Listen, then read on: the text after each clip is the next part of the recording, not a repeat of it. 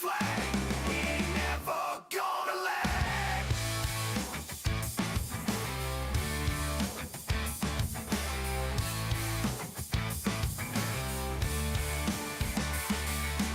No more tears, just righteous pride. In the streets our spirits reside. Unity strong, we walk this line. One big voice, it's our time.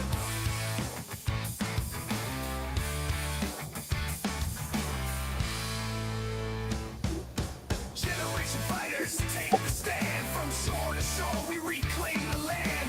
Grit and glory in every strand. In Jersey Shore we make our stand.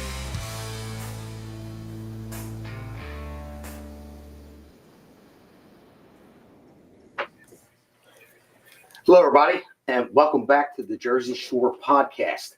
We have an all-star crew here today. So I've got my co-host from my radio show, 92.1, Pete Sykes here, and got my good friend here, Eric Simpkin. He's a beast. So we're going to get into all this, and we're coming here from the First Amendment Live Studios under the America's Pulse Network. So I'm just going to do a quick monologue. We'll run through it real fast, and I just want to say about Trump's address to Congress. I'll tell you, it was a masterclass in exposing the radical left exactly for who they are. Right out of the gate, Trump set them up perfectly. He said, there's nothing I could say that would have them stand up and applaud. He said he could cure cancer, he could do all that, and they wouldn't do it. And just like that, he put them in a no-win situation. If they clapped, they'd be agreeing with him. If they sat there stone-faced while he honored true American heroes, they looked like anti-American radicals like they are. So sure enough, they took the bait.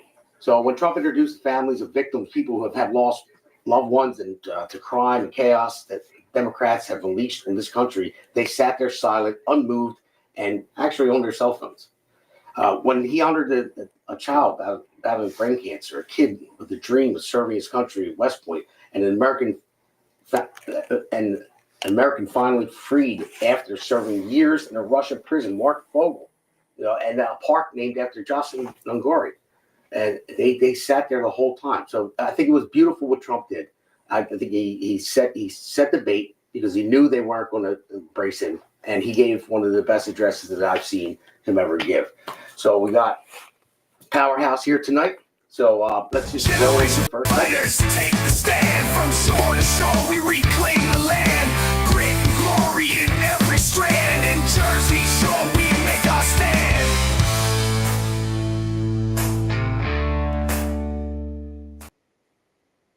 It's a great honor. Thank you very much. Speaker Johnson, Vice President Vance, the First Lady of the United States,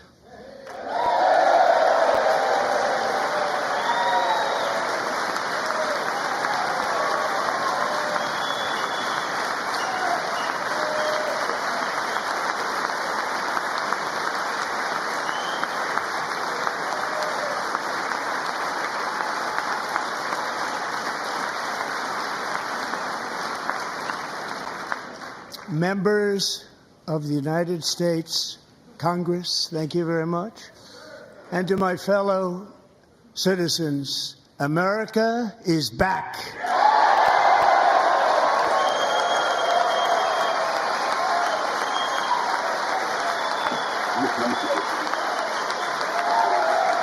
You're back, baby. Yep. Really good. You're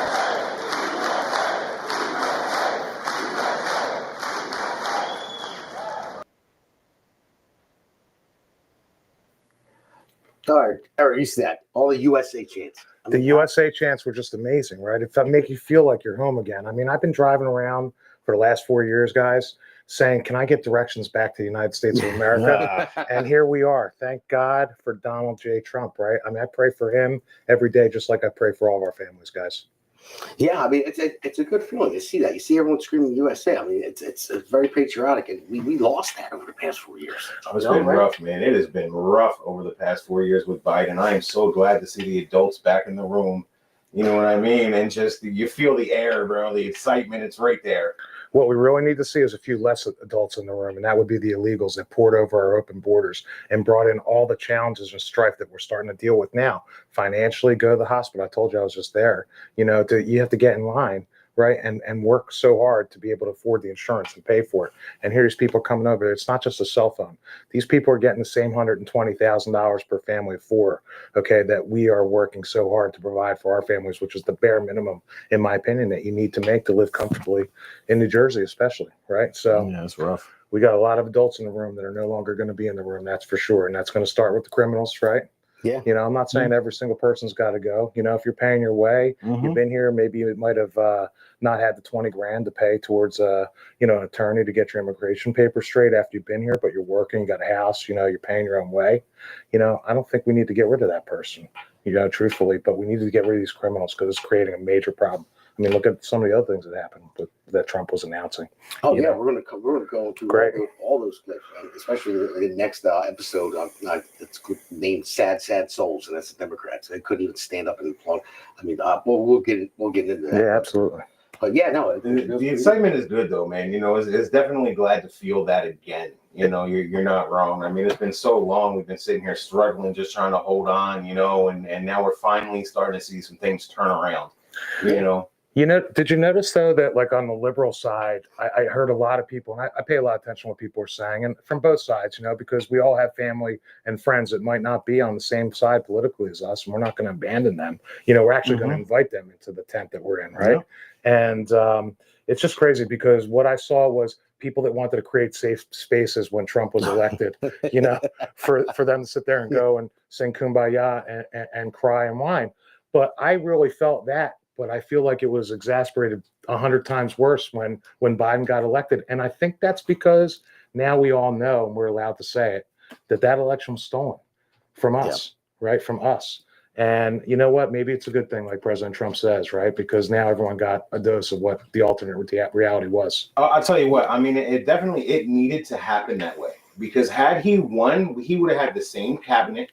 Right. He would have had the same bad actors in there. It would have been the same thing as round one going into round two. He had to put together the all-star team that he has in there right now, you know, and without having that time to kind of build it and foment, not to mention, you know, how many people switched sides, right? Because of how bad things had gotten during Biden. Agreed. And the other thing I think about often is, you know, the fact that, like you said, people are realizing how bad things were and how we knew that we had to make this election too big to rig. I mean, I think people showed up in droves. People definitely switched, you know, their voting up, whether they re-registered as Republicans or not. You know, I'm assuming that there was plenty of unaffiliated voters, you know, that would not have voted. I mean, I happen to be Jewish, and I looked at the Jewish vote cycle over cycle for the past 50 years, let's say. You know, on average, only about 15% of the total Jewish population was voting Republican. Yeah, all Democrats. This year it was 40%, and that's a record for us. And I don't just mean for us; I mean for all of us, because the more factions and groups that we get to come along, you know, I'm not into identity politics. And by the way, you know, when I say identity politics, you know, I'm Jewish. I put a sign on my lawn that said Jewish voters for Trump, but Trump's not Jewish. It was the coalition of people like-minded that support a candidate, and I think that is important. Yes, and they here, you know, I'm in the union. You know, the unions always push Democrat all the time. And all the guys at my job, you went to the electrician's trailer, you went to the iron workers trailer, the plumber's trailer. It was Trump 2024 everywhere. Every single one of them were voting for Trump because they knew that the left went way too far, out of touch with every people, and that's what it was. And they realized that the Republican Party, for the most part, is on, you know, the everyday worker side. Yeah, the Americans. Yeah. I mean, what are the top three things you think that turn this election? I mean, I know in my mind what they are. You know, I would say immigration, right? You know, economy, right? Yeah. I mean, what would be the third if you had to put the third? How about that? Kamala is for they, them, and Trump is for you. Right. I mean, that's true. That was what they say is one of the biggest. You know, people saw that and said, "Whoa, what is going on here?" I would say the DEI.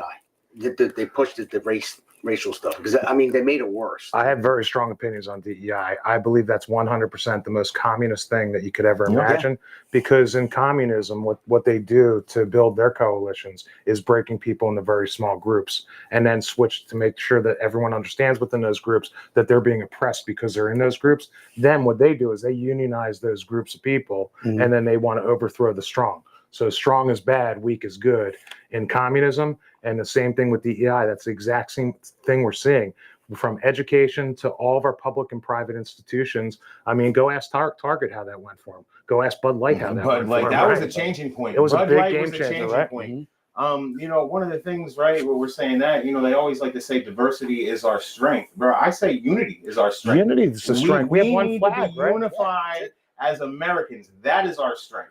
I can find common ground with anyone that thinks remotely that way, Mm-hmm. right? No matter what my division is or whatever my emotions draw me towards. If someone says to me, I'm in the military, someone says to me, I'm patriotic, I value our flag and all the things Mhm. that this country was founded upon, okay, I can find common ground with that person. But it almost seems like what we witnessed the other night at the SOTU is that there is not unity on the Democrat Party as far as being American. I've never seen a more anti-American, un-American, inhumane appearance from a governing body in my entire life. And Yeah. I've been paying attention to this for a long time. My first September 11th, I got a call saying I need you at Ground Zero, and I showed up. That was my first sort of foray into political activism, although I didn't realize it was political because we stood shoulder to shoulder. It didn't matter race, color, creed, sex, sexuality, or anything. We all stood together as Americans at that point, and that's when I really fully understood what America means. And I was in my early 30s, I guess, maybe even late 20s, and I stayed on the street in a 34-foot Winnebago for weeks. I was helping first responders communicate with cell phones. I was in the cell phone business. So that's when I first became patriotic. When they raised that flag, and even G.W. Bush that showed up there. I mean, now looking back, I'm not a big fan of the Bush family, right? But when he showed up and he said, you're going to hear us, no matter how far away you are, and we're coming for you, basically. He made that speech right there under that flag, and that's what it means. It means united we stand, divided we fall. And you've got people that can't stand and clap. Yeah, I know. It's unbelievable. I think the Democrat Party is dead. Oh, yeah. I don't think there's any coming back from this. I think it died with progressivism. Actually, is what is it? I actually think the Democrat Party. You said just the other night, that the Democrat Party left you. Yeah, right? of I mean, course. they're not just. It's not the Democrat Party. They've been overrun by progressive and things that are even worse than that. And progress. They've impeded progress. It's like opposite day. It's like, and that's what they do when they blame you for the things that they're doing 10 times worse. Exactly. Yeah, That's Nazi exactly what they propaganda. do. Yeah, that's exactly it. Right, blame- definition of propaganda. Yeah, Where's you're propaganda? right. That You're word right comes about from that. communism, right? To me, all those roads lead to commies. I'll tell but you it's what, not- it's not- one it's of the not things that paranoia. really gets me is the destruction of history, right? That's like one of the key principles of you have to destroy history and make people forget where they come from. And you don't know where you're going until you know where you've been. Right. Yeah, So, I mean, that's that's the whole point. revisionist history is Mhm. communist. Okay. Mhm. Yeah. Constructivist math is communist. Okay. The Dewey Decimal System is globalist because it was trying to standardize and change the way that we thought about math because they thought we were too stupid to deal in eighths. So they did it in tenths. Yeah. It's true. John Dewey was a communist, a literal communist. And we had a brain drain during World War II from communist countries into America. That's exactly where right. a lot of this Operation come. Paperclip. Yeah. Right, and Damon, he was great enough to teach me about that 1963 federal hearing Yep. in Congress. And you go read down that list. I mean, you know how many podcasts I did on that list? I'm still on that list, and I'm it's been telling 6 you. months. It's unbelievable. Like when It's you go everything back- you see The today. 60s were bad, bro, because that's also the Invention Secrecy Act. I don't know if you guys are I familiar know with all that. about it. Congress Sure. came out with it. It was January 10th, 1963, and they had, I think it was like 50 some things that to divide the United 26. States. I'm on 13. 20, okay, good. That's a lot. There was a couple. No, that's a lot. Yeah, Biggies, though. but yeah, Take over the schools. Take over the exactly. unions. And that's you what know? they're doing. And And that's what we're seeing happen right in front of our So- eyes. It was about 20 years after World War Takedowns- One or takedown- World War Two, takedowns, right? too, When yeah. we start to see it to manifest in these bills, right? These, Yeah. these communications that they had, and now we're seeing the effect of that. 50 years down the road. Because they've been inserted into our Yeah. government, okay, and they've been hiding. I mean, look, that's where virtue signaling even came from. I mean, what do I see as a signal? I see a bow tie as that type of signal, by the way. There's a lot of little things you could pick up on. When you see the Democrat Party and their leaders are up there with their hands rolling up like this, and or look at Hakeem Jeffries, with this and this and this and this. That's trained Marxism. That's a way to dominate people's eyes so that when they're listening to you, they focus on you. It's insanity to me that we've allowed it to get to this point. And again, I'd really thank God for Donald J. Trump. I mean, when I was watching every rally that happened, weren't you guys wondering sometimes, can you imagine, God forbid, somebody takes a shot at him? And then all of a sudden, here we are in Butler, Pennsylvania, it happened. Yeah. I mean, I was not shocked to hear it, but I was in shock. And the fact that he got down on his knees and he prayed to God and he got up and did what he did, I mean, that was another. And deciding didn't leave point his in shoes. history. He wasn't Yeah, leaving his he- shoes. he- Listen, my I mean, shoes, I've my had shoes. expensive shoes. I would have come with shoes. I mean, I don't have billionaire shoes, but I have thousandaire shoes. I couldn't believe when he got up and said, fight, fight, fight. I mean, that was amazing. I mean, if I would have got shot here, I would lay there and stay on top of it. Yeah, it was a great moment for him. He showed the strength of this country. And listen, I told people before, I don't idolize anybody. Everyone's a human being. Everyone's another person. They just have a different job than me. Right.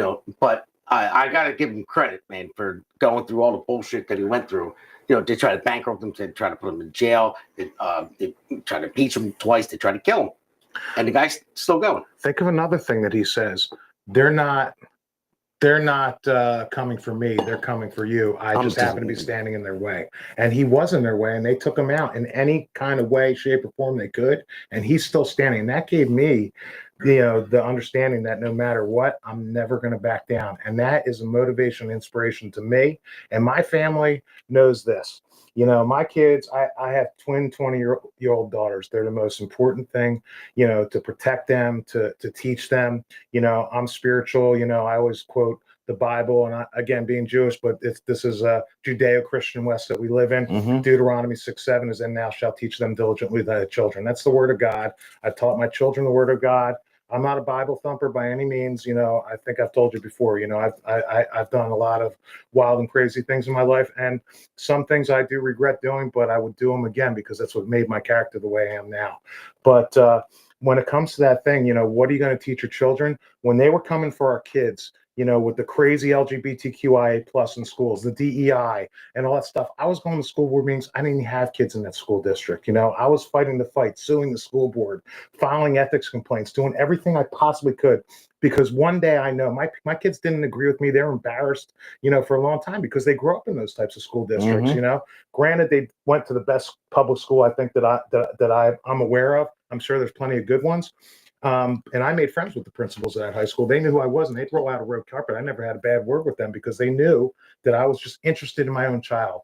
So many parents just drop their kids off at school, almost like a babysitting service. And they don't have that interaction with the schools. But when my kids, I know this, when they got old enough and they are going to ask the question, Dad, what did you do when they came for the kids? My kids are always going to know the answer. I did everything I could, and I left it all on the table. I didn't hold back. Hey, and that's what it's about. We went to Philly, the convention center. Oh, that was crazy, Yeah, right? It was. And you know what's going on inside there? That was that speech that the president of the National Educational Speech, with all the things, we are the NEA. That's what we do. Yeah. But guess what? You don't have a right to be in the room when you're deciding policy and curriculum. You should be worried about what teacher salaries are, making sure they're not in a hostile work environment. I had a group of teachers write me a letter the other day, sent to my house anonymously, saying they're getting politically persecuted over Trump. And then there's an 8th grade teacher that said that Trump and what he's doing to the illegals is equivalent to the Nazis and Hitler. I mean, so I was at the next school board meeting reading that letter into the movie. We had that Into lady. The lady last night. She was crawling. Barbara, I don't know. Barbara, I hope you're watching the podcast. I know you listen to the radio station all the time, but you're welcome to call in if you want to have a regular conversation. That means you ask a question, you say, or a statement, and then you pause. And then you let the person respond. So that's why you get cut off all the time. So, I'll tell you what though. So that's what got me in the road to politics was Right. DeSantis. I had just moved back to Jersey, and he put out the Parental Rights and Education Act, which everybody said, "Oh, the don't say gay bill." Okay. Oh yeah, don't As say soon gay as you Yeah, as soon as you look into it, it's don't have secret conversations with my children about sex in school.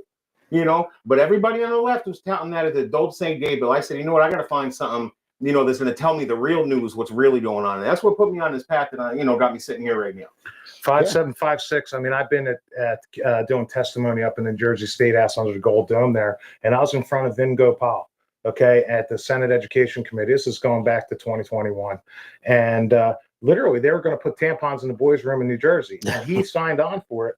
There was one Democrat on that committee that said, "Well, wait a second. Are we talking about putting tampons in boys' room too?" Because they didn't even. But it's know for what the they were girlfriends, right? Isn't it for the girlfriends? Well, they were just afraid that the boys were going to take the tampons and throw them against the wall. That's what they did. I'm like, well, here's the problem. It's not just that.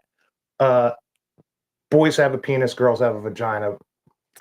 Boys don't have periods. So why would you have tampons? We saw Kindergarten Didn't make Cop, any didn't sense. I we? was Isn't gonna that, say, you know what I was mean? gonna say, Like, that's where I learned that. yeah, back in the 80s. Well, yeah, we're gonna go. We can go all night.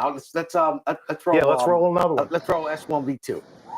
6 weeks ago, I stood beneath the dome of this Capitol and proclaimed the dawn of the golden age of America. From that moment on, it has been nothing but swift and unrelenting action to usher in the greatest and most successful era in the history of our country. We have accomplished more in 43 days than most administrations accomplished in 4 years or 8 years, and we are just getting started.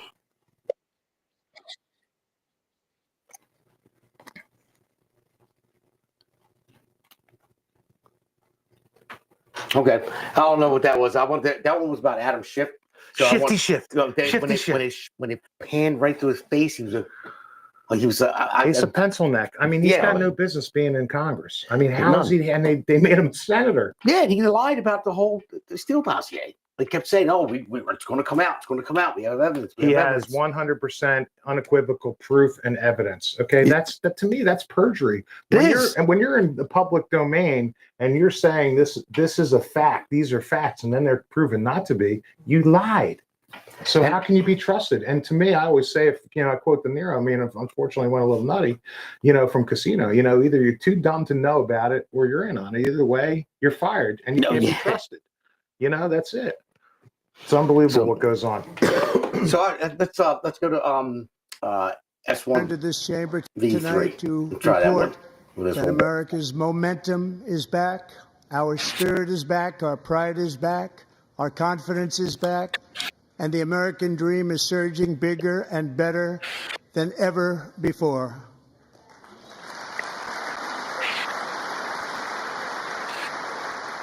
The American dream is unstoppable, and our country is on the verge of a comeback, the likes of which the world has never witnessed and perhaps will never witness again. There's never been anything like it.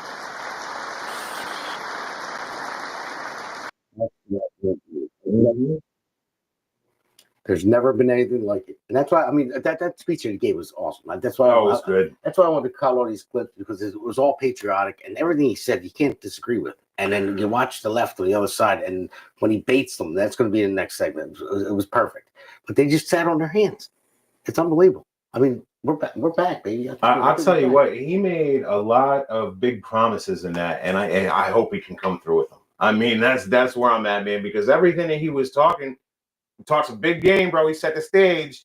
Let's see it happen now. Well, we do have a mandate, though, okay, and that was told how it is to Joy Behar on The View the other morning. A mandate, right? We won the popular vote, we won every swing state, and we won the House, and we won the Senate, and we won the presidency. I mean, it's our way or Chick-fil-A at this point, right? So it's up to us to make sure that we're supporting the people that have been elected. And how I do that is I call them when I'm not happy with something that they're doing. I download this app called Bill Blaster, BILLBLASTER. It's an app that has every Congress and senator's phone number on it. You just go through it and you make the calls. I mean, I call Cory Booker and Andy Kim like it's going out of style. I mean, they voted against Lake and Riley Act. Okay, they just voted again to keep men and women's sports. And what is Right. that? Every single one. Every single how- one. I mean, how do you wear- how do you wear pink to support women's rights Yeah. and then vote to have men and women's sports? I It's know. like feminism's come full circle. Yeah, I know. It's Well, unbelievable. because they won and they didn't have anything else to do. They can't get up and go home now. You know what I mean? So they have to keep looking for the next thing. That's how activism works. I just don't get it. Let them keep going. Keep doubling down. Keep doing the dumb shit that they're doing. I'm fine with it. So you'll never see the Democrat Party will just start dwindling There down. should to be a nothing. 50-year run for the Republicans Yeah, it could and for be. the conservatives and Yeah. for MAGA. At least 12. I mean, I want to see at least 12 right now. But Well, let's get everyone's blood boiling on the left and just talk about how we're going to change some laws so that Donald J. Trump can be reelected again. Oh my right? God.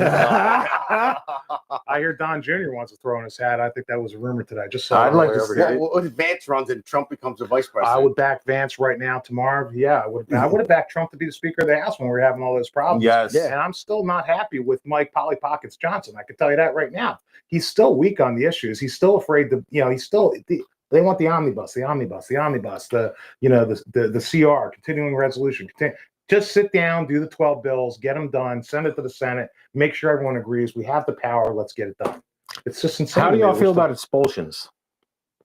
How do I feel about expulsions? It depends on from what, right? I believe in expelling someone from a committee, but if Well- someone's elected by the public, that's going to be hard. You'd have to have a special election to have a recall election. I mean, there is a mechanism for that. So who's that guy that's shaking his cane and causing all this issue? Al Green. Al Green Yeah. he's been a problem and an activist. Al Green's on the next.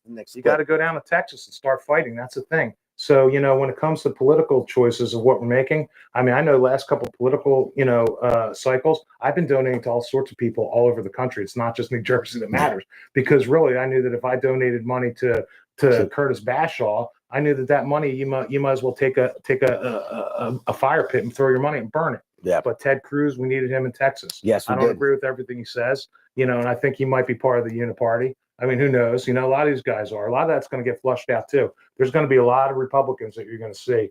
See, I want new blood. That's what I want. I want to see new blood come in. That's what we just the need, normal yeah. guys like Damon Galdo for Congress over here. Yeah, right. I just want to see your normal working average man come in there and say, "Hey, man, look, I'm tired of the way this is going. Let's go ahead and change some things." We do Yeah, have right. some of them in Congress. We do have some. There of are them, some. and there's a lot of new blood in Congress. It can't come fast enough, Yeah. but you have to be able to listen. The same issues that we have in New Jersey, you can go to the reddest states. You can go to Florida. And I've you got a still good have friend them. of mine in Florida, in Palm Beach County. She was running for an assembly seat, in the state house, and she got smoked by the establishment. So there's still a uniparty establishment within the Republican Party, even in the reddest states. Texas was on the verge of becoming blue. Yeah, And with all that's the immigrants from And everything, California. and save that for the segment 3, because we're going to talk about the Uniparty establishment. Oh yeah, we in got New plenty to talk about there. So we were talking about Al Green. Let's throw Let's see. one. Let's check him out. Small business optimism saw its single largest one-month gain ever recorded, a 41-point jump.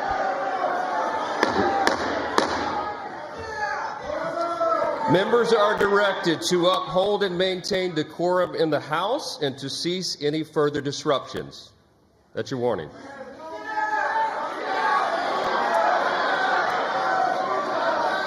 Members are engaging in willful and continuing breach of decorum, and the chair is prepared to direct the Sergeant-at-Arms to restore order to the joint session.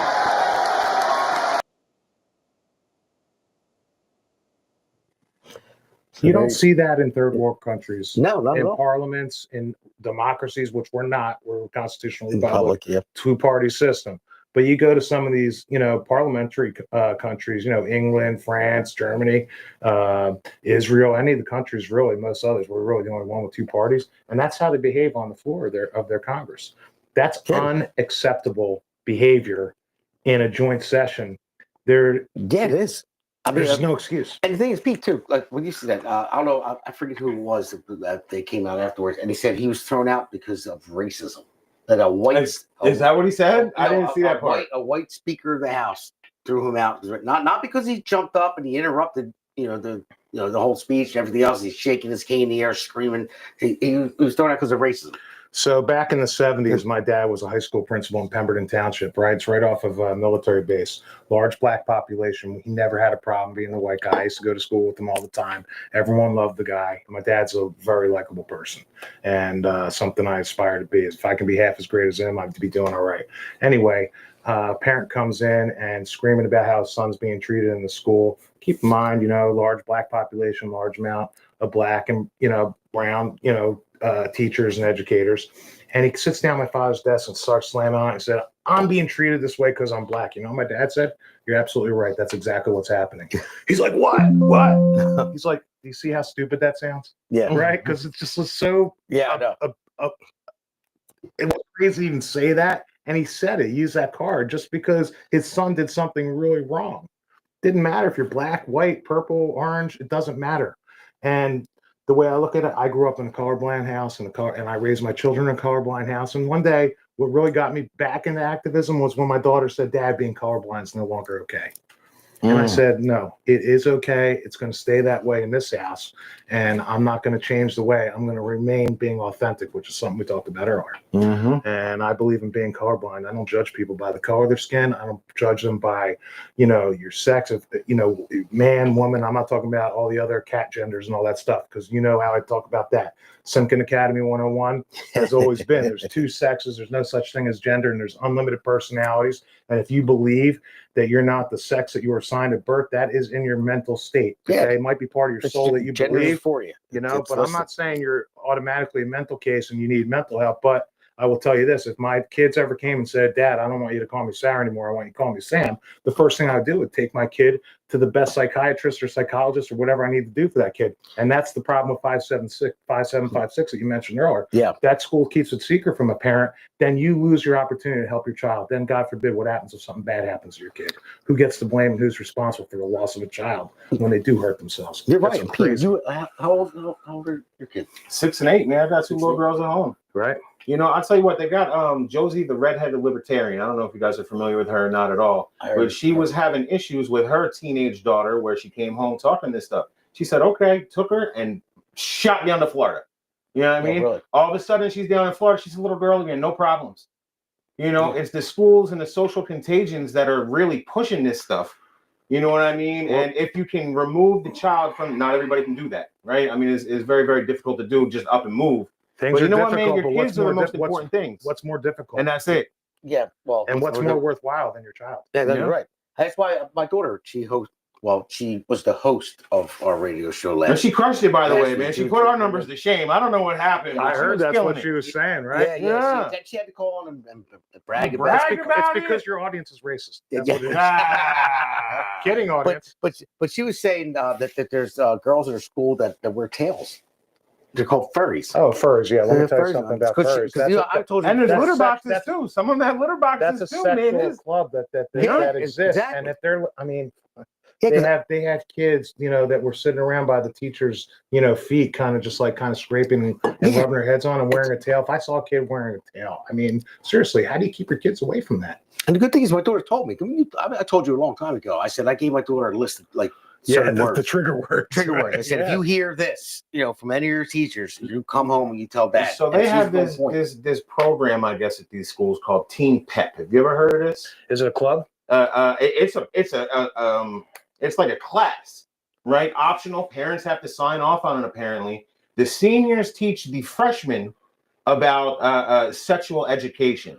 Right. Okay, Yeah. my niece just sent a picture out that had in Timber Creek High School, right down the street. They're sitting there in the middle of the gym floor with an adult sex toy sitting on the floor. That's right. That's the one you sent. Yeah. Yeah. I couldn't believe it. I'd be jamming that down the teacher and educators and principals' throat, okay, and making them choke on it. Now That's here's unacceptable. the other side of this, right? So if what they were doing was working, okay, fine, maybe you have that argument because that's the argument the left wants to make. Oh well, no, that's just how to put a condom on the They're real going to thing. see it anyway in the world. So They're gonna have to teach it. if it was working, we wouldn't be seeing a rise in herpes 2 in young adults and older children nowadays, bro. I work, I'm in healthcare. I see it all the time. So aside from the healthcare issues, teaching a child to keep secrets is one of the tenets of child abuse and sexual. And there you go. And taking some advantage of somebody sexually. It's one of the tenets. How do I know that? because when I ran for school board and they called me a transphobe, I went and got endorsed by Trans Against Groomers, which is related to Gays Against Groomers. And she taught me, and I'm saying she was an adult, was in the military, decided to get a sex change, went through transition, and she's now a woman, but she's an adult, and that's the whole thing. A child cannot make a determination for the rest of their life of what's going to be, and that's where the suicide rates go up and everything else. But teaching a kid, first of all, no adult should be able to tell a child that we're going to keep a secret from parents. And how do the friends deal with that situation? Do your friends come over anymore because they don't want to lie to your parents? Do they? No. Right. So what happens now? The kid becomes basically alone in the Well, we struggle. see a lot of mental illness on the rise as well, right? And I'm not Absolutely. just talking about, this situation, just in general with anxiety, depression, you know what I mean? And all the these narcotics that go along with it. narcotics, medications, Mind big altering pharma. drugs. Just think about it. Their minds are altered. psych They meds. get- right. It's like all Dude, the I was a not psych good. nurse for 12 years. Psych Right. meds. I seen what they do to people. Right. and his last name. It doesn't help solve. My mental last name problems. is Sykes too. You know what I Right, mean? there It you just go. goes hand in hand. That's how Right. the psych report was born. Well, no, I tell people all the time, like if when my daughter was born or my son was born, if I told my daughter she was a boy from the day she was born, she'd believe me. It's the same reason why they're not watching this right now. They believe in Santa Claus because Santa Claus is real, by the way. And the Tooth Fairy. And Tooth Fairy's real. My kid told the kid on the So, bus one time that Santa Claus wasn't real, and the principal called my house and reprimanded me. I was like, okay, well, you do know that Santa Claus is not real, right? I mean, but he is real, guys. Of course just so he's you real. know. Yeah, it's of course he's real, right? And Easter's coming up too, right? Yeah, he's funny. Yeah. But no, it's what you tell them. Tell you raise your kids. If And I was raised in your house, I'd be Galdo. Let's just talk Yeah, like that. yeah, Doesn't exactly. matter what gender, what anything, Mm-hmm. what Yeah. religion, what nationality. If your parents raised me, I would be Galdo. yeah, Period. exactly. Right. And I have twin daughters that had the same opportunities, that have the same date of birth and time of birth, and they have different outcomes in life. So that is proof 100% that DEI cannot and will not ever work. Did You they cannot fight? take two Did they people. fight over who's older? Yes, Sarah's 5 minutes older. Nah, Okay? it'll never end. It'll never And end. Ava has always been called 2 weeks behind. Right? That's just the way it works. Yeah, my sister had twins too. They do the same thing. So we got a lot of clips here, so I might skip over a couple because we got a lot of talking to do, and we want to get into the next segment. But I want to roll. Let's roll the next one. Let's roll Within S1 hours V5. of This one's on the taking the border oath of crossings. office, I declared a national emergency on our southern border, and I deployed the U.S. military and border patrol to repel the invasion of our country. And what a job they've done. As a result, illegal border crossings last month were by far the lowest ever recorded, ever. That's the chart that saved his life. Yeah, oh yeah, that's right. That's the chart that saved his life. Yeah, he looked up, it's his favorite chart. Agreed, right? And he goes to sleep with it every night, and he should. But here's the one thing that he said that made the absolute most largest impression on me. And that is that when they told him that they needed an act of Congress to close the border, he is proof that all they needed was what? Here we go. Let's go. DW, if you could just roll S1 V9 since we're talking about it. So that's it. This is it right here. And the I had next to choose this phase one. I of knew it was our gonna come plan up to because it was deliver great. the He said, greatest economy in history is for this Congress to pass tax cuts for everybody. They're in there. They're waiting for you to vote. And I'm sure that the people on my right, I don't mean the Republican That right, might be but my right here, I'm sure you're going to vote for those tax cuts because otherwise I don't believe the people will ever vote you into office. So I'm doing you a big favor by telling you that. It's a miracle they're voted in the first place. Yeah, I know. I think that one was on tax cuts. So V9 is the one when he says a new president. He said all they need was a new president. So what he went on to say after that, right, Damon, is you said it. He said, it turns out we didn't need an act of Congress to close the border. All we needed was a new president. Yeah. Right? And that is just a resonating statement. And that's all we needed for a lot of this. And I, again, just have to be thankful that that's what happened. Yeah, and the whole time, Pete, what the mainstream media said day in and day out, Congress shut it down. No, Trump signed an executive order to close the border first time he got in. Mhm. Biden signed an executive order To open it back up. open it back up so he got in. So why couldn't he do that? And they were just selling those lies. That's why mainstream Because it was media all is dead. deep state puppetry is what it was, right? I mean, they want it open because they want to flood the country with different cultures, right? Because diversity is our strength.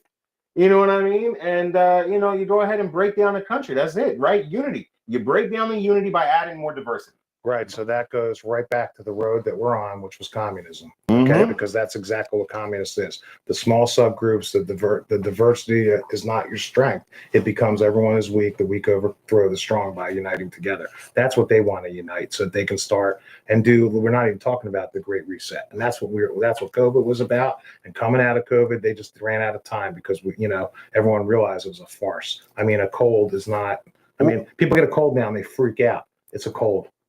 Listen, I had COVID, didn't feel a thing. My best friend lost both his parents. I understand that there's a lot of death. There's a lot of damage done to her culturally, physically, and mentally to a lot of people. I get it.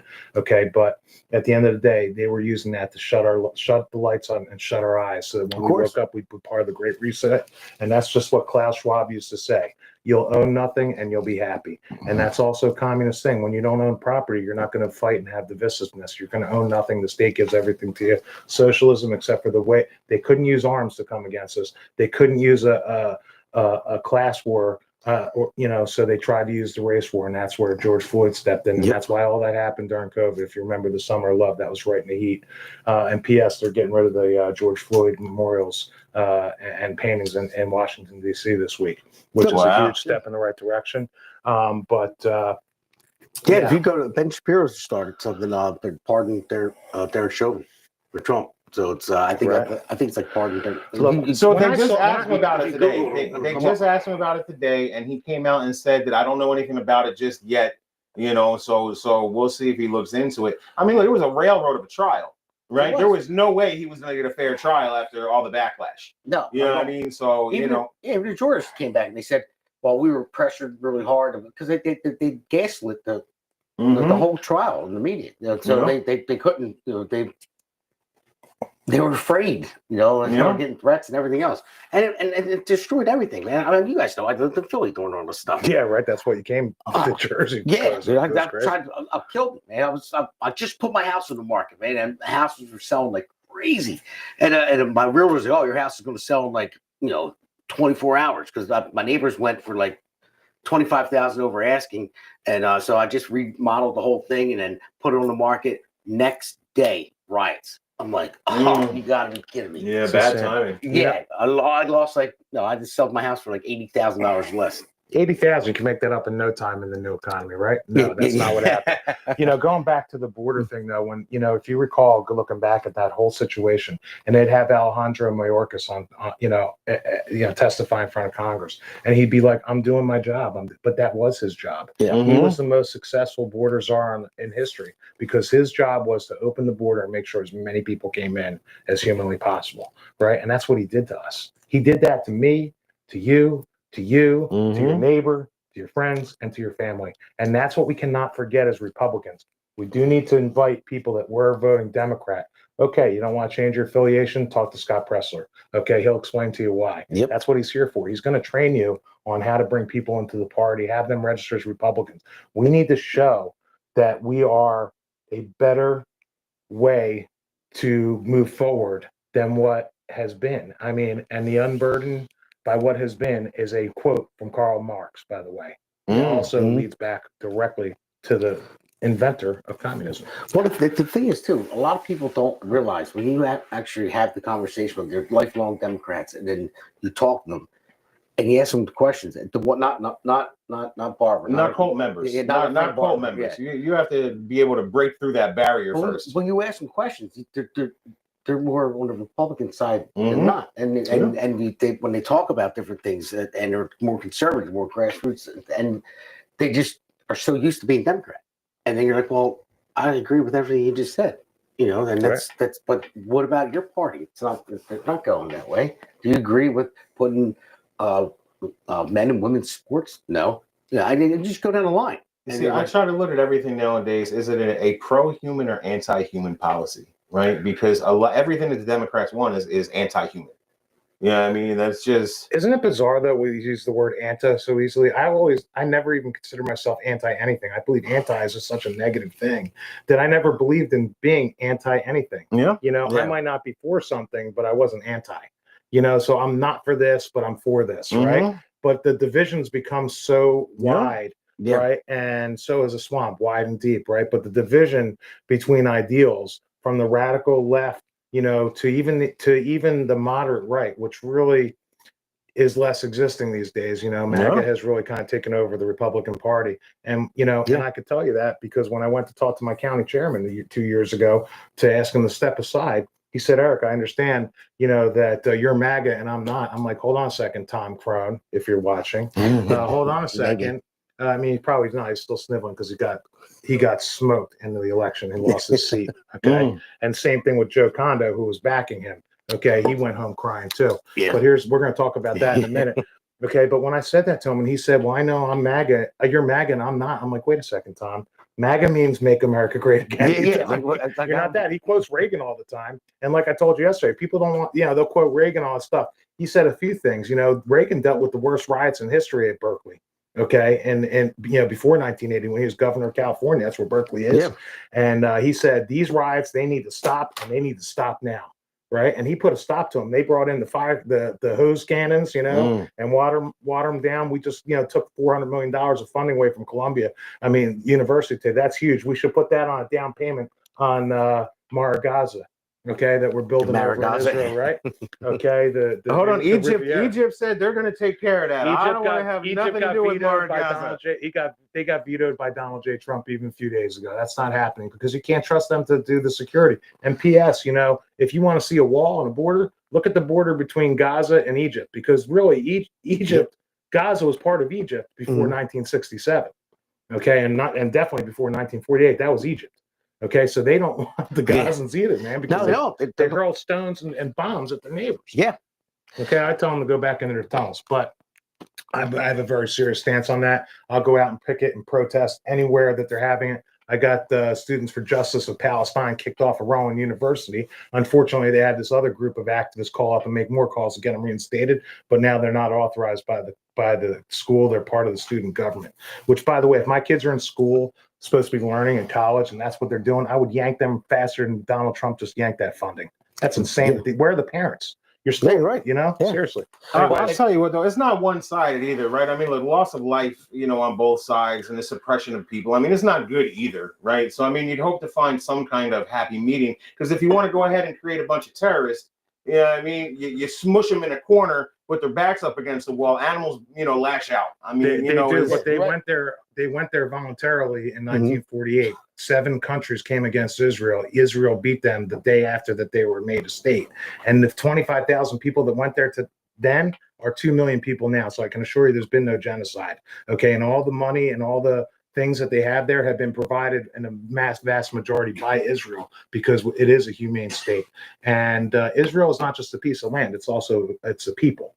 Right. So you can't have anybody living next door to you that doesn't believe that you have a right to exist. And all the land that was given to Israel by the United Nations in 1948, they were public lands. There was no toilets on there. There was no running water. There was no trees. It was a barren desert. No one was living there. Israel was purchased by Jewish people around the world, including the Rothschild family, for billions and billions of dollars. I'll tell you, we got questions about the Rothschilds over here. Listen, there's problems with that stuff, you know, but that's old money. You know, they're also part of the federal. Well, that's part of the Federal ruling Reserve. elite, right? You want to talk about globalists? I mean, hear you. they're in there. They're all in there, but the minority of those people are Jewish, right? But there are some. They're bad actors and everything. I mean, I don't know any of them personally, and I don't know anybody that does know them personally. If I did, that'd be a totally different combo, right? I'm all about human life. Okay, I just would was anti-human and pro-human. I would adopt a kid from anywhere if it meant that their life was going to end, or I could provide a life for them. It wouldn't matter to me what their nationality is, what their history is, right? I'm all about protecting children and families, you know. But then again, if my neighbor was throwing bombs at me, and what am I supposed to do? Go over and talk to him? You know what I mean? It's what do you do? I was there when I was a young man. I'm in Gaza, and I buy a soda off a kid on the street with his father. He couldn't have been more than 5 years old. So I say to him in Hebrew, "Hey, do you think someday our families could be friends?" You know what he did? He went like this, went like this, went like this, and said, "Bang, bang." So it's okay. You want to talk about indoctrination? No, I'm with you. I've never been there. No, it's insane. I'm crazy. very basic on my knowledge of all of that. It's an insane situation over there. It's horrible, and it is a human tragedy. But the problem is more than 70% of the people that live in Gaza support Hamas, and that is a problem. Yeah, that is a You problem. don't know who your enemy is. Yeah, you're It's right. brutal. Well, since you mentioned Reagan, my shirt, I like my presidents, like I like my guns, 40 and 45, Right. and now 47. That's it. So we're gonna go to the next segment, but I want to talk about this book here. That's Bone Deep Blues right here. This Bone Deep Blues is ripped from today's headlines by the Jersey author Brian O'Callahan. This book is an award-winning international bestseller that delivers action, suspense, and humor. The story follows J.D. Walker, former Navy SEAL turned blues musician, as he confronts human trafficking network led by a figure known as the Ice Queen. When those close to JD are taken, he finds himself in a high-stakes chess game, an auction to sell his brother's fiance to take place. Brian O'Callahan is a former police detective. He combines personal experiences and extensive research, weaving in his passion for blues music. Now, he is a retired detective, and he lives in New Jersey, so he's local, so he's Jersey Shore. So we got to support this guy, go out and buy his book. So Bone Deep Blues kicks off the J.D. Walker action series. He's got another one coming out, by the way, and tackles a pressing issue of human trafficking of well-developed characters that spring to life in this fast-paced narrative. This exhilarating book is now available in print and digital format on Amazon.com and thebigdogmedia.com. So, like I said, by Brian R. O'Callahan. And by the way, that's 4.8 out of 5-star reviews. So it's a good book. Just go in there, buy it, support a local guy in New Jersey, retired detective. Go check it out. Yeah, check it out. Check it out. Learn how to read. It's a great read. Yeah. I'm actually I really am like halfway through it. I don't read books, but It's tough for me to sit down and read a book, but I've read a bunch of them that are really good lately. One of them was one by Azra Namani. She talks about the holy alliance between the radical left and the radical Islamists. There's a few other books that I've read, and there's a lot of good ones out there right now. I got a really good picture book that's my favorites, and that was one of Donald J. Trump with all the pictures. It's a great coffee table book. I mean, if the picture says 1,000 words, there's about 10 million words in that book, and it's really easy to read. All you got to do is look at it. So, all right, That's the best kind. right. Let's go to our Mind next of segment. Brian O'Callahan. Buy it today at Amazon.com. Enter the dark world of betrayal, kidnapping, and human trafficking. Verified readers call Bone Deep Blues powerful, gripping, well-written, engaging. Buy it today at Amazon.com. A must heart-pounding read. Amazon verified reviews say it's a super storyline, excellent, thrilling.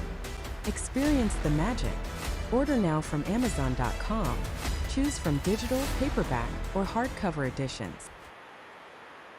Generation fighters take the stand. From shore to shore, we reclaim the land. Grit and glory in every strand. In Jersey Shore, we make our stand.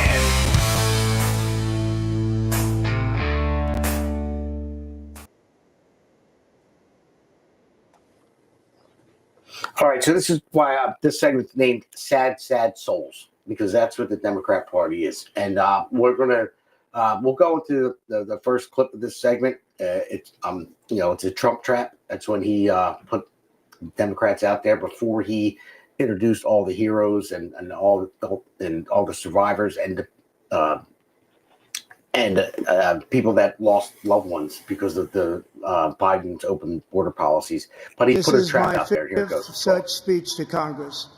And once again, I look at the Democrats in front of me, and I realize there is absolutely nothing I can say to make them happy or to make them stand or smile or applaud. Nothing I can do. I could find a cure to the most devastating disease, a disease that would wipe out entire nations, or announce the answers to the greatest economy in history, or the stoppage of crime to the lowest levels ever recorded.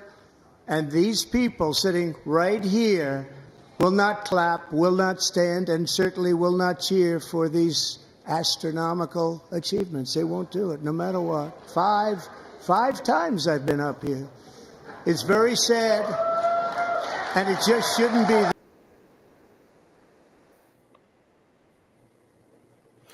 See, Trump actually added that to his speech himself because that was like his, he wanted to put it out because he knew if he said that, anything that would they couldn't stand and applaud because they would agree with him. But if they sat on their hands when he introduced everybody, he had, there's nothing they could do. It goes against their marching orders. Yeah. But really, where we can parlay that and move that into and more of our movement in the direction that we want to go with our country, our state, and our local municipalities is to make sure that the people that are in the middle, the unaffiliated people and the Democrat voters that are soft Dems, that they need to understand that that is not representative of what they believe in either. That touches on humanity.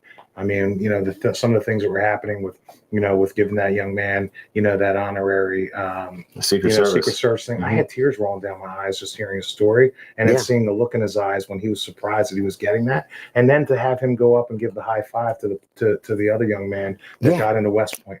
To me, those are things that make me, as tough as I think I am. I'm not tough. I'm a softie for this stuff, families and all that stuff. And when I saw that, I had tears rolling down my eyes. I didn't even notice that nobody was standing because I couldn't see. I had so many tears. Yeah. And so that's the humanity that Republicans and MAGA, and we have your backs, America. That's that, and every New Jerseyan, we do. It's okay to elect Republican officials because they're going to treat you with the dignity and respect and love and caringness that you thought that the Democrat Party was providing to these people, and they're really not. They just show it every time. But, that's one of the things that I always mention too, is that, like, if you just go watch the news or you watch some of these people talk, the Republicans, every time you hear them talk, it's about unity, it's about love, it's all these things, right, trying to come together, and I can only be the president for one country, and then you hear the Democrats and it's all name calling, negativity. They just keep throwing shade, and it's just like, guys, why are you so full of hate? Like, I don't seem to understand. It doesn't make sense to me either. Yeah, well, all these clips that we're talking about, let's roll. I want to roll through this segment pretty quick because it's getting late, and we got segment 3, the Eric Unleashed. Well, it's called something else, but let's throw nursing student to named B2. Lakin Riley, the best in her class, admired by everybody, went out for a jog on the campus of the University of Georgia. That morning, Lakin was viciously attacked, assaulted, beaten, brutalized, and horrifically murdered. Lakin was stolen from us by a savage illegal alien gang member who was arrested while trespassing across Biden's open southern border and then set loose into the United States under the heartless policies of that failed administration. It was indeed a failed administration. He had then been arrested and released in a Democrat-run sanctuary city, a disaster, before ending the life of this beautiful nursing student named Lakin Riley. Yeah, Let's talk about Keep in mind, we live in a short state with cities and things like that. Last year, I told Lakin's grieving parents that we would ensure their daughter would not have died in vain. That's why the very first bill I signed into law as your 47th president mandates the detention of all dangerous criminal aliens who threaten public safety. It's a very strong, powerful act.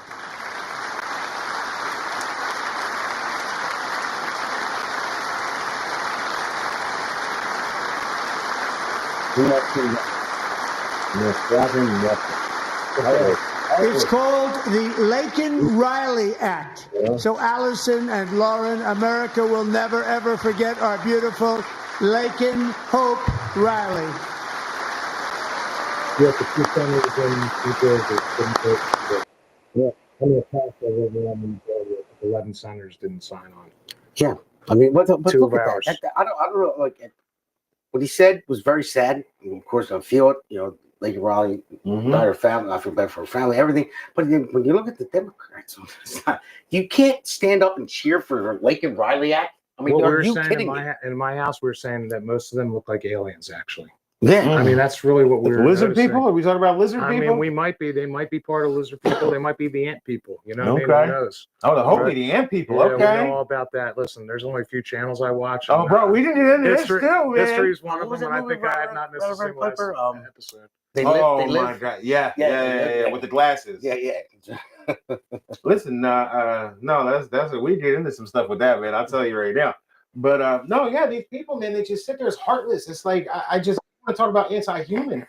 You know what I mean? Like, bro, this lady was murdered, and you can't give them anything. Then there's countless other people that have been murdered that we don't know about. Yeah. That's the problem. It's like there's the problem's bigger than what we know. Yeah.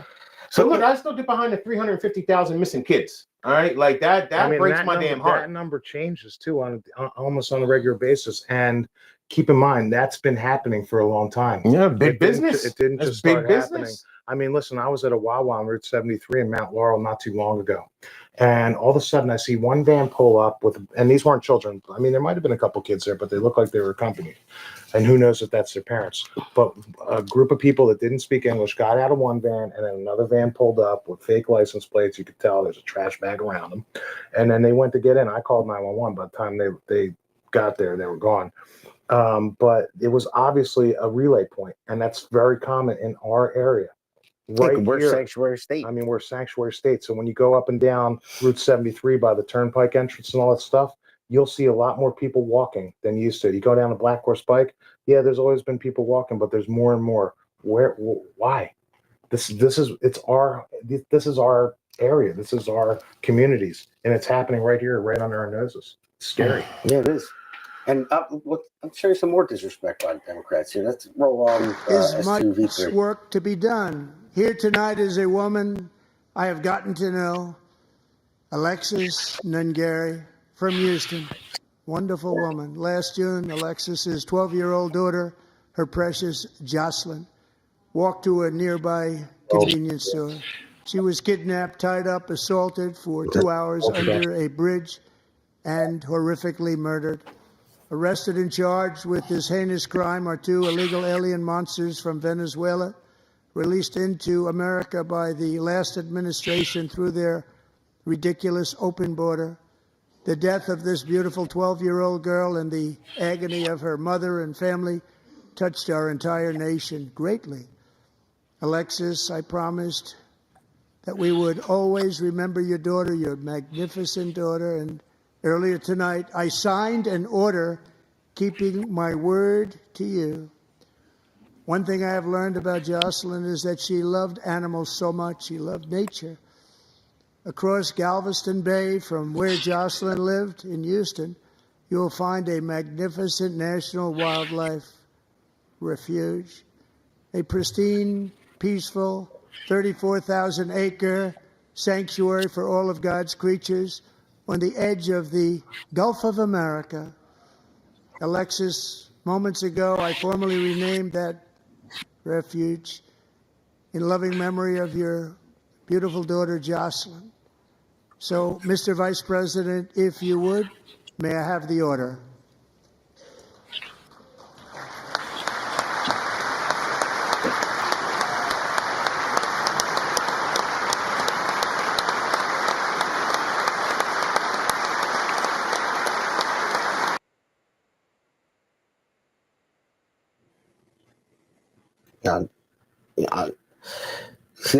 And then they still can't even clap for that. I mean, he said that she loved animals, so you renamed that park after her.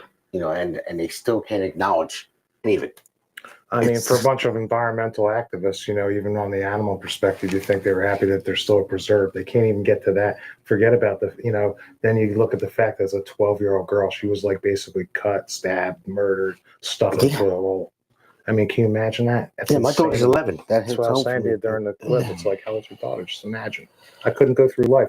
I tell my daughters today, I said, it's very important that you guys are always having your heads on a swivel, because heaven forbid if something happened to any of you, I don't know if I could ever be the same. So I need you to pay attention, because these are things we have to think about in America, because they are allowed to get so horrible. It's just very sad. Yeah, it's crazy to think that this stuff is going on here, man. I mean, you're absolutely right? It's supposed to be America. It's supposed to be safe. Like, what happened? I mean, it's just the Democrat Party moved so far to the radical left, and by bringing in people, it all roads do lead to communism. All roads lead to communism over our country. And when we used to say, and we forget all these things because there's been so many shiny new objects thrown at us where you forget your focus. That's one thing I really usually don't do, but every day there's something even more crazy and more outlandish that you hear about from the previous day. And they've been doing that over time, and over time it desensitizes people. That's what it is. That's It what I was about to say. desensitizes to the craziness. Conditions, I mean, 10 years ago, you wouldn't even imagine hearing the things you do. This year, I mean, when you hear something, doesn't it almost be, it's a little more less shocking, Yeah, you know, when you hear these crazy stories. And do, that's do you know wrong. what it is though? Is that now with the emergence of independent media, you're actually learning these things. Well, Whereas yeah, you don't hear this from the mainstream media because they just push their same agenda, right? And that's all people were watching. You come home, you turn on the news. It's a podcast that are really starting to open people's eyes and let them know what's really going on out here. December 1963, when you look at that document, it says control the media, right? control the And media, so yes. that's all the things that happened. Oh, roads have lead back all to happened communism. together. I'm Yeah, telling you, on those items. January 10th, 1963. January If 10th. anybody wants to look it up. All right, even worse, right? That was actually 9 months, 10 months, 11 months, even longer that it was around that people knew about that didn't do anything about it. Yeah. Okay. I mean, now you're learning about JFK assassination and what happened there. You know, people are going to be shocked, but then you hear about the things happening every day. And to be less shocked over it, I feel horrible for that. And I'm going to do a better job for myself, now that I'm saying it out loud, I'm going to think about it more frequently, you know, that this is not okay. These things are just not okay to be happening here to our families. And we need to make sure and to remain vigilant so that when you see something, you say something, you do something about it. And that's a commitment I'm going to make to myself and to my family. You're right. When you said desensitize you, it's becoming normal. Yeah. You know, yeah, even like my kids now, when they see different things like that, like if I saw like a scary movie when I was younger, like they're okay with it because it's just like a normal thing. The way kids talk, the way that they look at things. I mean, school shootings and stuff like that. It's like school shootings. Could you imagine they have lockdown drills? Yeah. A lockdown drill. Well, they had air raids. I was scared when I had to go underneath the desk, you know, when I was a kid. And it's just because if there was ever some kind of hurricane or something like that, these kids are used to going through lockdown drills for school shooters. I mean, yet, you know, we have Second Amendment issues. You know, why shouldn't a teacher that's capable and willing to do it have it going to school? Right? Agreed. I mean, of course, there has to be high level training. Listen, I have a carry permit. I don't get carried. And give them a pay raise for doing it, right? A little bonus. There's for a lot of staying up to date. responsibility, right? I mean, there's a lot of responsibility to it, but you know, if they're willing to be active participants and taking that role, I mean, we've all heard about a church shooting where a guy that had a gun inside a church was able to stop somebody from going on a shooting spree. There's going to be more examples of that. You know, when you go to Las Vegas, you know you're not going to get jacked because everyone in the restaurant's got a gun on them. Yeah, and they're not considered. An armed society is a polite society. That's right, absolutely. FAFO. Yeah. So all right, so to get out of some, let's roll S2 V4 and 5 in a row because this is good stuff. What happened with DJ Daniel? Survived brain cancer, got honorary Secret Service. Middle Township down in New Jersey gave him one 2 years ago. I was wondering if he was from New Jersey or not, but I'm not sure if he is or not. But Middle Texas Township shirt, did it. but Yeah, I'll have to look into that. I saw that. Maybe we can get him on time. And then we'll go on to Jason from West Point. We'll just roll these two clips and we'll go to Joining the next segment. us in the gallery tonight is a young man who truly loves our police. His name is DJ Daniel. He is 13 years old, and he has always dreamed of becoming a police officer.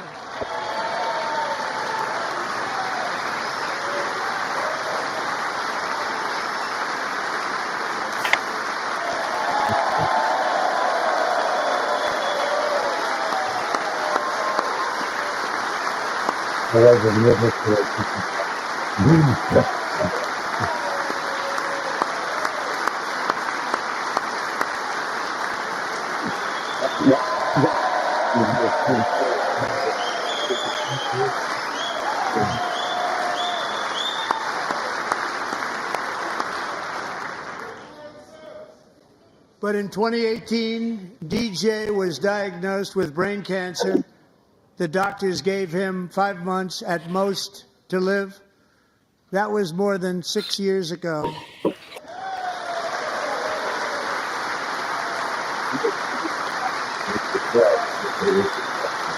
Honoring this kid. They should be terminated.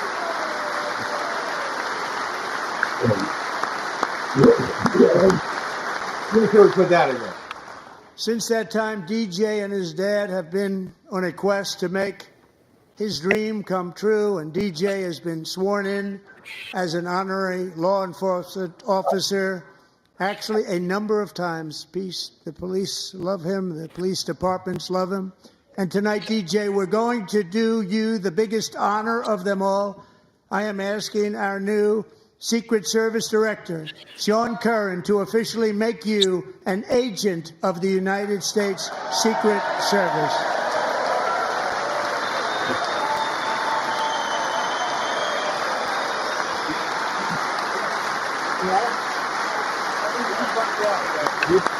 You said some amazing.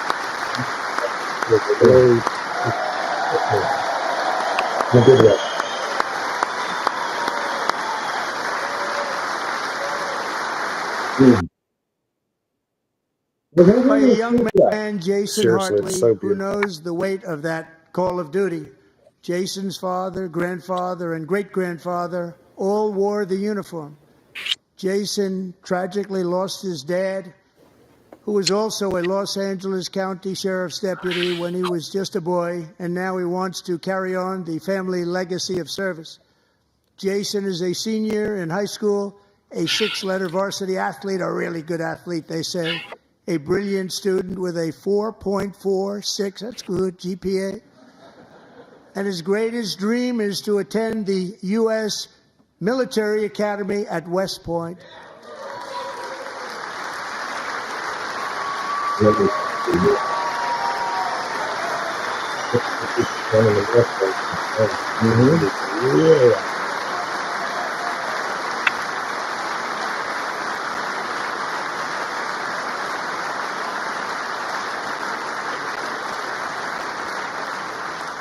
And Jason, that's a very big deal getting in. That's a hard one to get into. But I'm pleased to inform you that your application has been accepted.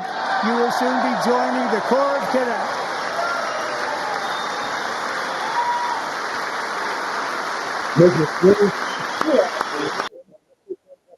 Right?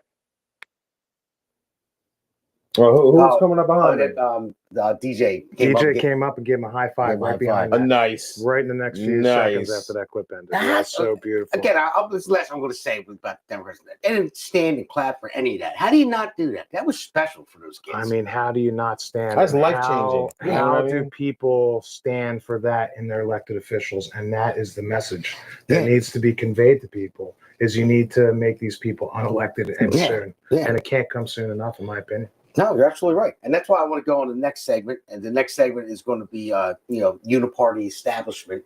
I'm going to call it Eric Unleashed, but he's going to break it down about the Uniparty here in our area, this part of Jersey. I mean, I'll call it, I always call it CD1 because I ran for Congress, but it's a little further than that. So we'll let him break it down. So if you got to get in the safe space, get your safe space now. Uh-oh. Earmuffs. All right, so here we go. America's Pulse Network. The mainstream media is bought and paid for. The truth is twisted to fit their agenda. But America is waking up because podcasts are the future for trusted media. Welcome to the America's Pulse Network. It is a network built by patriots that upholds the Constitution. The America's Pulse Network stands for God, truth, and the America First movement. There is no corporate propaganda, no government spin, just real news, real talk, and real voices fighting for faith, freedom, and the future of this great nation with common sense. Here are some of America's Pulse Network podcasts. Alexandra Levine Live, hosted by Alexandra Levine. Jersey Shore Podcast, hosted by Damon Galdo. The Conservative Corner, hosted by Seth Eisenberg. APN's The Pulse, hosted by Alexandra, Damon, Elena, and Seth. So tune into America's Pulse Network on the following social media platforms: X/Twitter, Rumble, Truth Social, Facebook, and YouTube. Join the revolution. Because the pulse of America beats for God and country. America's Pulse Network is for faith, family, freedom, and truth.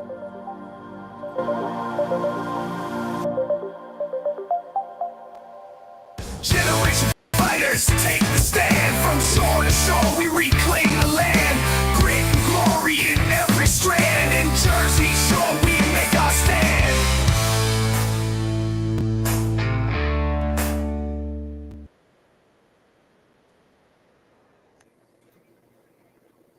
All right. Hey, and before we get started, I just realized, am I the only like non-Jewish person on the podcast? You got Alexandra, you got Seth Eisenberg. I just realized that. It's a cabal, actually. That's what they say. That's what they say. I heard that. Only the good parts, though. Only the good parts. Only the good ones. Listen, but we're letting you exist, okay? That's proof that we're good. Thank you very much. Oh, man. Well, so what we got going on? What do we have going on? Okay, talking about out with the old and in with the new. The old word was rhino, R-I-N-O, no H in there. The H, it doesn't exist. Republican in name only. Here's the problem. The rhinos are onto that name, and they really get upset because they say, if you don't agree with us, that's a rhino. We're not rhinos. They're not rhinos, okay? A Republican name only, what does that really mean? They're part of the uniparty establishment. And the establishment was made far before our time, 40, 50, 80 years ago, especially here in New Jersey. I'd say put closer to 40, 50 years. Backroom deals started. The Democrats, the Republicans, they get together and they say, hey, guys, how can we really keep our control and keep our leverage and keep the money flowing to all these programs and all of our entities that we own? And how they do that is they control the candidates that get onto the ballot. Well, what happened with me personally is I got invited to join this county committee thing. I really only knew about it because I read a book by Dan Schultz, because I'm a huge Steve Bannon follower. You're either Forrest or Guinness. Break out your number 2 pencil. I told you yesterday. These are the words he uses, and it's great. But what I learned is this guy, Dan Schultz, is saying that there's 70% of the seats on these committees across the country are empty, right? So if you get some conservatives, some MAGA people on there, then you could start turning the tide in your communities, start on the municipal committee, then you're controlling the county committee, and then you have a seat at the table. So I got a seat at the table because I was fighting the school boards. This guy, Tom Crone, okay, who's basically a puppet for other people like Joe Kondo, Don Purdy, several others, Sean Golden, Carlos Santos, pretty much all the people that are backing Jack Ciattarelli for governor. Am I bashing Jack Ciattarelli for governor? Only if you want to back a third-time loser. Okay, I'm not bashing him, but truthfully, he lost in 2017. Okay, he voted yes on a bill to allow minors actually to change their gender on their birth certificate, so that what the birth certificate is going to be used for is what laid the groundwork for what happens today in schools. Okay, he voted yes on that as a Republican in the state assembly in 2015. That's a fact, Jack. Okay, and these people, they made this deal that no matter which party gets elected, even in the rare event that a Republican gets elected, guess what? They're still going to control and stack the chips against the people. And that's what's been happening for a long time. Look at the candidates that we've had that won as Republicans. And I'm talking about the governor race, because that's the race that we're in right now on June 5th. That's when the primary starts. And what's going to happen is they're determining who's going to be on that ballot. We've got other people running in the primary. Me personally, I'm backing Bill Spadian. Okay, against Jack Ciattarelli. Okay, I'm going to get to the reason why. I mean, number one, he's a Marine. Number two, he's got 10 years of talking and listening to New Jersey issues. Somewhere about 1 to 1.5 million people, a third Republican, a third Democrats, and a third unaffiliated. So he has a far broader reach than Jack Ciattarelli or any of the other guys running. And sorry, Ed the trucker, including yourself. Okay, my advice to the other candidates besides Ed and Bill would be, if you want to see the inside of the governor's mansion, you should ask Bill for a visitor's pass. I'm sure he'll give it to you. But really what you need to do is find a way to work within his administration, because that's who we need to get propped up, in my opinion, based on what I know. But what's Joe Kondo say? He says he plays around in all the counties down here. What do you mean play around? It doesn't make sense to me. And things stopped making sense when I went to the first reorg meeting in 2022 after Tom Crone invited me to come in. And he says, when I get there, all right, now, we're voting for who's going to be the chairman this year, and I'm expecting you to vote for me and your 4 friends that I just appointed to this committee. And I said, Tom, but I know this other woman that's running against you, Nicole Nance, who I love, admire, and respect. She is a great woman. And she's been supportive of me and so have her friends at all my school board endeavors, and you haven't done jack shit. Sorry for the cursing. And what happened is he said, well, I heard you're in the Nicole Nance team. Team Nicole. I said, I'm not on any team. I'm on the team of who's here supporting my fight. And I'm out here doing this on my own, spending a ton of money, dropping in on lawyers, doing whatever I got to do. And you've done absolutely nothing. So I start realizing that I've got a seat at the table, but we're talking about a picnic table, with broken chairs and no stools and nothing to eat. They don't have a table. Their table was set to lose. They don't want to win. That's why we don't ever have candidates. So they asked me, Eric, can you be a candidate in your town? Sure, I'll put my name on the ballot. I didn't even get a phone call from them, from the GOP. Okay, and these other people that I'm mentioning to you, Joe Condo, he's not elected. He moved out of Camden County and he lives in Atlanta County, where Don Purdy is the county chair. All these county chairs are just having their nomination conventions right now for governor and legislative districts, but they publicly announce who they're endorsing months or weeks before, and then they bring you to this false farce of a convention, and then they put out newscasts that this is who the GOP is backing, and a lot of them are Jack Ciattarelli, because Bill and Ed and all the other candidates said we're not participating in that because they got rid of the county line. And as you know, the county line was you vote for the guy at the top and you just go straight down the Republican line. And then there'd be another guy, Damon, over here, and Eric would be over here on this side of the primary ballot. Next thing you know, only their candidates are getting onto the general election. And then they lose. Look at Curtis Bashaw. That's the perfect example. Curtis was the GOP pick. Okay, Trump endorsed Christina.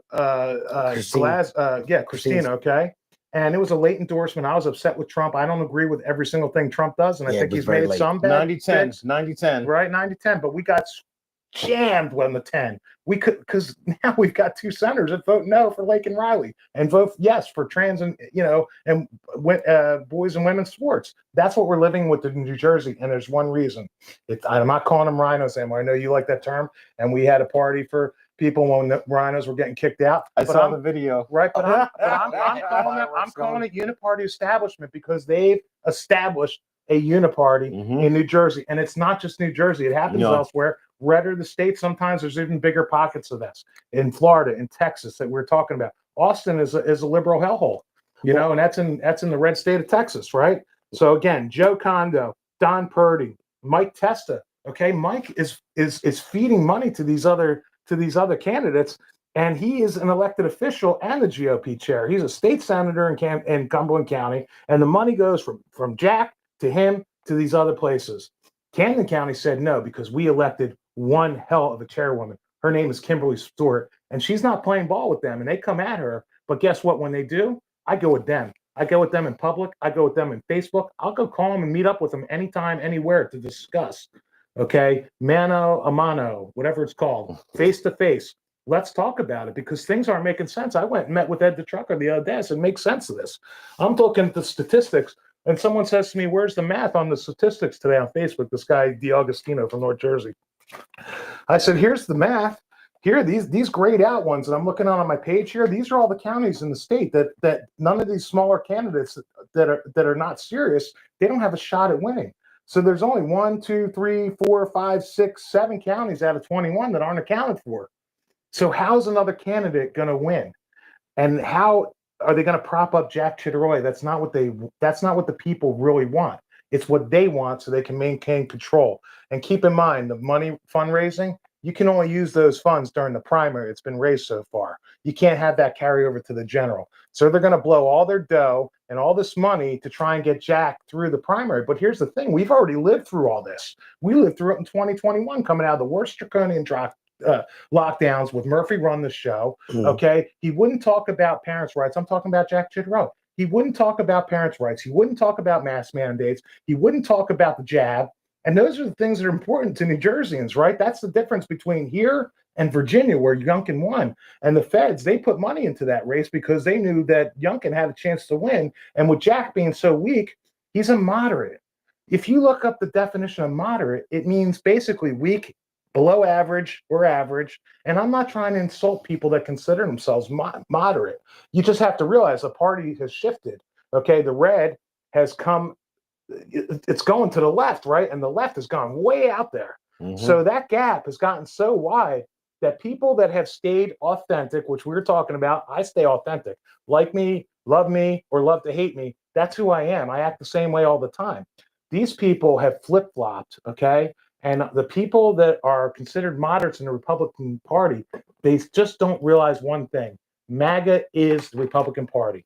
And MAGA means Make America Great. To me, it means America first. And it means New Jersey first. It doesn't mean special interest first. We've already lived through that because we don't win under that agenda. We're losing. And why would people continue to live in a state where it's not as free as the states next door. I mean, I'd rather live in Pennsylvania right now. I wouldn't be thrilled to move to Delaware, although I wouldn't mind saving some taxes. But to me, I already know I live in one of the highest tax states in the country, but this is where my family is. So no, I'm not taking my ball and going home. I'm not talking about packing it up, but like the incentive to stay, it's not, I mean, I'm not looking to save money on taxes. It's the same thing that Trump says about the education department. And look at our education department. It's horrific what goes on in New Jersey schools. And they say we're the number 7 state, number 3 state, but we're, as a country, we're the bottom of all 40 countries that are measured. So what are we, the top of the heap, of the bottom of the heap? Well, we spend the most money, but we're at the bottom. But listen, Trump will say it, and I'll say it too. We're not looking to spend less money. Let's spend the saved money and let's get our money's worth. Yeah. And I say that about taxes too. I'm okay. I've already built, we're already conditioned to pay more taxes, just like everything else we're talking about with conditioning. I'm okay with the taxes here. I'll keep paying them, but I want my money's worth. I want to enjoy the freedoms. I don't have to worry about not being able to carry or own a gun, or how much bullets are going to cost, or the price of food, or the fact that there's a gas tax that makes it unaffordable to go pick up your How kids. about an exit tax? An exit tax, that's preposterous, okay? Yeah. There shouldn't be a tax. When you say this is a Republican thing, though. So really, people expect the Republican candidate is going to reduce taxes. So yeah, you can expect that out of Jack Ciattarelli. And if he wins the primary, I'll have to coalesce and go along with the flow. But the problem is, I'm going to stick a sign in my lawn. I don't know, maybe. I'm certainly not wearing a Ciattarelli shirt like I'm walking around with a Trump shirt. I can tell you that. And he's been campaigning as long as Trump. So what's that tell you? It's a history of losses. Let's change. The way to effectuate change, the way to have success, the way to have unity. These things all work together. What does Trump say about success? About unity. You'll have unity when you have success. So putting up another 2-time loser, that spells uniparty to me. You want to talk about all roads lead to communism? In New Jersey politics, 100%, all roads lead to uniparty establishment. And the more people and the more voters that know it, when the GOP is putting up their endorsed candidates, you really need to look elsewhere until further notice. And believe me, I'm loud enough. I will let you know when that happens.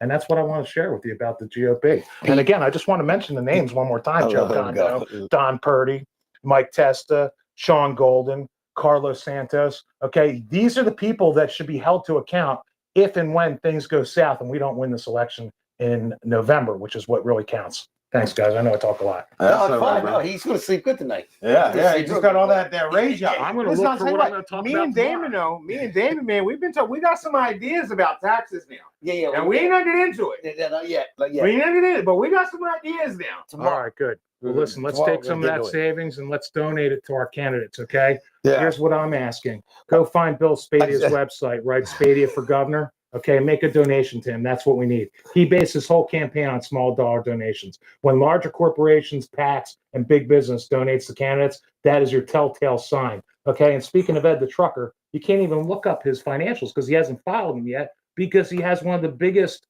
I hate to say the word, we call it biggest loser or whatever. Steve Cush is running his campaign.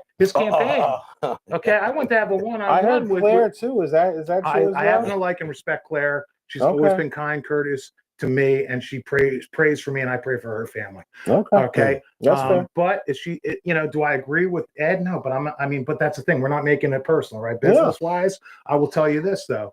When I went to go meet with them, and I have a meeting with 2 people, I don't like a third person showing up. So I said, what are you doing here? Oh, I'm here to pick something up. It was a check. So he's got Ed convinced that he's going to win, so he can keep the money train going for his measly couple grand he's probably getting.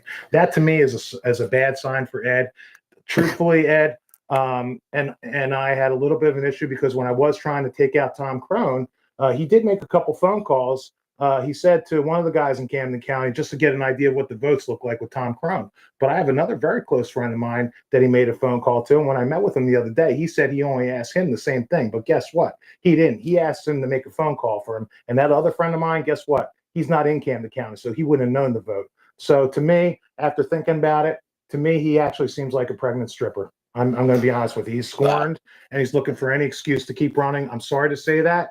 I know that I know people are willing to hear what you have to say, but my advice to him and to the other people running Cranjack, who's Mike Crispy's little guy from North Jersey, Mike Crispy, you should be ashamed of yourself. I donated to your PAC, and you've taken that money and used it against us. Okay, and like Steve Bannon says, you're either for us or against us. And if you don't like being called out in public, then stop doing unpopular things because we're coming for you in a political way. Don't be jealous. Yeah. Don't be jealous. That's why I wanted to call this segment Eric Unleashed. But yeah, Thank you for letting me speak. I should have ran the disclaimer like they do at 92.1.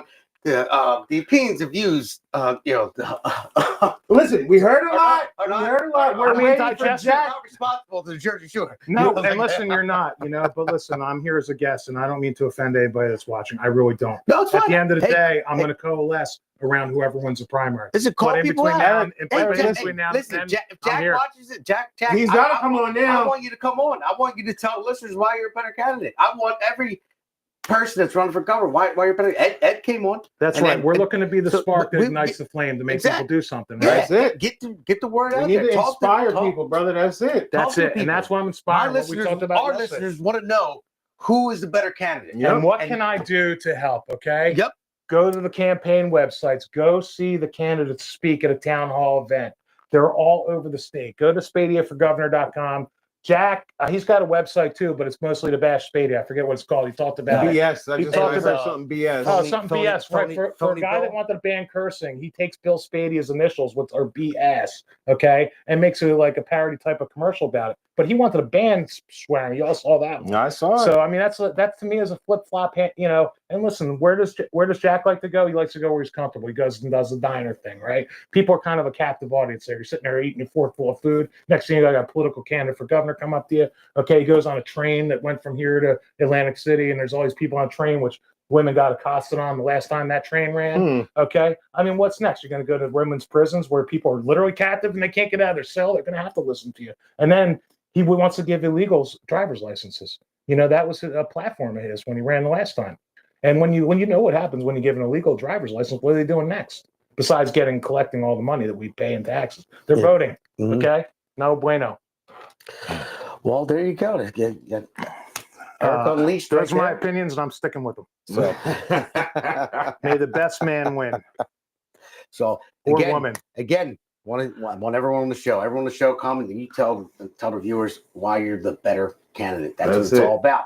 Everyone has a shot. We don't need a uniparty. We don't, like Eric talked about before, like picking special candidates. I want the candidates to come on and speak to the people. Sell yourself. Come on. And I'll also promise you that when whoever is the victor in the Republican Party, That's I will not sit. I will stand and applaud.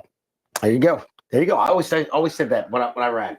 Like I said to Claire, to Teddy, I said, listen, whoever wins this primary, I said, I'm going to be there to support you 100% behind you. That's what it's about. Unity. Yeah. Unity. It's supposed to be that way. I mean, I know. The one debate that they had before, it was embarrassing. It was I mean, very Chris Christie-esque. Yeah, it was. Well, the it's- opening statement started out with Jack going on a tirade about Bill. I wanted to hear what Jack was going to do. Yeah, Instead of Jack hammering up on Bill, that was ridiculous and an embarrassment. And P.S. After you go to Bill Spadia for governor, SpadiaForGovernor.com, you can find me real easy. Okay, Facebook, Eric Simkin, EricSimkin, real simple to find. Go take a look. I put a lot of videos and content up, just like Damon does, and he's doing a tremendous job. Pete does the same thing. So make sure you're checking us out there. I'm too, gonna Eric. link up with you there, Eric. Yeah, I gotta get up with you. Yeah. So Bill, if you're watching, I think you got throw some campaign funds at Eric. He just sold you pretty good. That's what I heard. I have no And you gotta interest. come on I have too, no bro. interest but the public interest. Yeah. I don't work for a campaign, Yeah. and all my opinions are my own. No, And I'm joking. certainly going to do a disclaimer for the Jersey Shore podcast. So, all right, fellas. So it was a pretty good show, man. I knew it was going to be. Yeah, we had some a lot of fun. good Listen, stuff to talk God about. bless you. God bless your families, and God bless the United States of America. That's right. Well, we're going to roll into the JSP Awards and the Loser of the Week Awards. Generation fighters take the stand.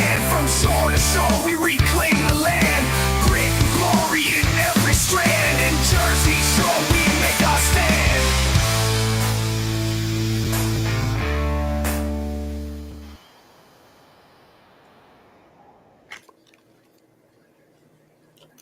All right, so this one's going to be pretty simple. I usually pick somebody either local or national, but I pick a person. But this is an easy one. I got to give Trump the Jersey Shore Patriot Award after that address that he gave. I mean, that was great because after this segment, it's going to be a minute or so, and we're just going to play the end of his speech. We'll be off air, and how he ended his speech, it was great. I mean, I got to give it to him. It was good, and the loser of the week, I can't even pick a person. I got to pick just the Democrats. Democrats are lost, and they know it too. I mean, when you watch when you watch some of the people that are a little bit more sane than the ones that we're talking about that were sitting. By the way, there was one congresswoman that I saw did stand up. One stood up. I mean, which really I can understand it. That takes a lot. Yeah. Right. I mean, it shouldn't have to take anything, but it does take a lot. But I'll agree, and they've been lost for a long time. And the Democrat Party, they didn't leave you. I mean, you didn't leave them. They left you, right? Yeah, and they left correct. you too. All the viewers out here. That's what I wanted to say. Yeah. So everybody, thank you again. Thanks for watching. Make sure you tune in. Our new schedule is Monday nights and Friday nights, 8 p.m. for the podcast. Make sure you check out Alexandra Levine live as well. And when it's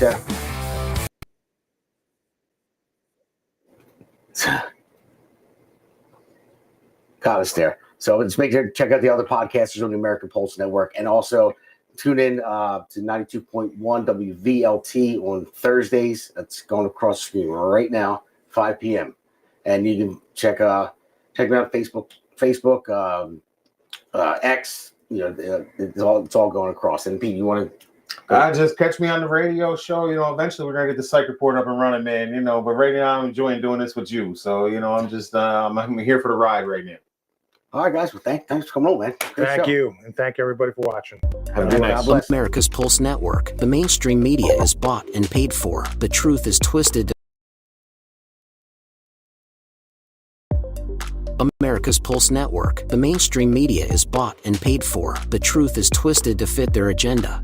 But America is waking up because podcasts are the future for trusted media. Welcome to the America's Pulse Network. It is a network built by patriots that upholds the Constitution. The America's Pulse Network stands for God, truth, and the America First movement. There is no corporate propaganda, no government spin, just real news, real talk, and real voices fighting for faith, freedom, and the future of this great nation with common sense. Here are some of America's Pulse Network podcasts. Alexandra Levine Live, hosted by Alexandra Levine. Jersey Shore Podcast, hosted by Damon Galdo. The Conservative Corner, hosted by Seth Eisenberg. APN's The Pulse, hosted by Alexandra, Damon, Elena, and Seth. So tune into America's Pulse Network on the following social media platforms: X/Twitter, Rumble, Truth Social, Facebook, and YouTube. Join the revolution.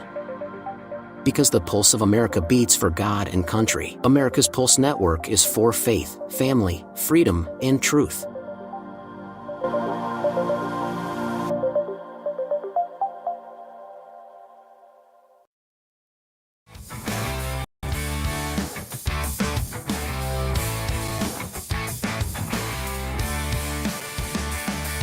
Stone cold hearts in the land of the free. Galvanized truth, just you and me. Freedom ain't cheap, gotta hold tight. In Jersey Shore, we'll win this fight. No more tears, just righteous pride. In the streets, our spirits reside. Unity strong, we walk this line. One big voice, it's our time. Jersey Shore, we got the fight. Stand together through the night. America first, raising the flag. We ain't never gonna lag.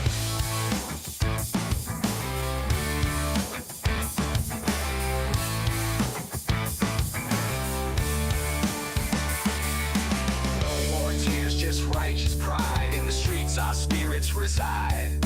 Unity strong, we walk this line. One big voice, it's our time.